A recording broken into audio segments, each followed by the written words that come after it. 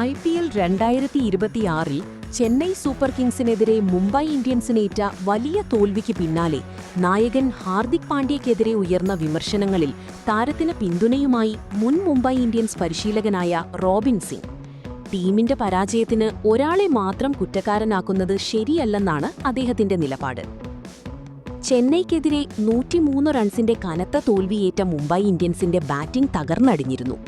208 runs വിജയലക്ഷ്യം പിന്തുടർന്ന മുംബൈക്ക് സൂര്യകുമാർ യാദവിനും തിലക് വർമ്മയും ഒഴികെ ആരും കാര്യമായ സംഭാവന നൽകാനായില്ല. ഹാർദിക് പാണ്ഡ്യ ഡക്കിനാണ് പുറത്തായത്. ഇതിനു പിന്നാലെ സോഷ്യൽ മീഡിയയിലും ക്രിക്കറ്റ് വൃത്തങ്ങളിലുമായി ഹാർദിക്കിന്റെ നായകത്വത്തെയും വ്യക്തിഗത പ്രകടനത്തെയും കടുത്ത വിമർശനങ്ങൾ ഉയർന്നിരുന്നു. എന്നാൽ ഹാർദിക് മാത്രമല്ല പരാജയപ്പെട്ടത്. ടീം തോൽക്കുമ്പോൾ ടീമിലെ മറ്റ് പരിചയസമ്പന്നരായ ബാറ്റർമാർ എവിടെയായിരുന്നു എന്ന ചോദ്യമാണ് റോബിൻ സിംഗ് ചോദിക്കുന്നത്. തോൽവിയുടെ മുഴുവൻ ഉത്തരവാദിത്വവും നായകനിൽ ചുമത്തുന്നത് എളുപ്പവഴിയാണെന്നും റോബിൻ സിംഗ് പറഞ്ഞു. എന്തിനാണ് അന്താരാഷ്ട്ര തലത്തിൽ കഴിവ് തെളിയിച്ചിട്ടുള്ള ഒരു താരത്തെ ലക്ഷ്യം വെക്കുന്നത്?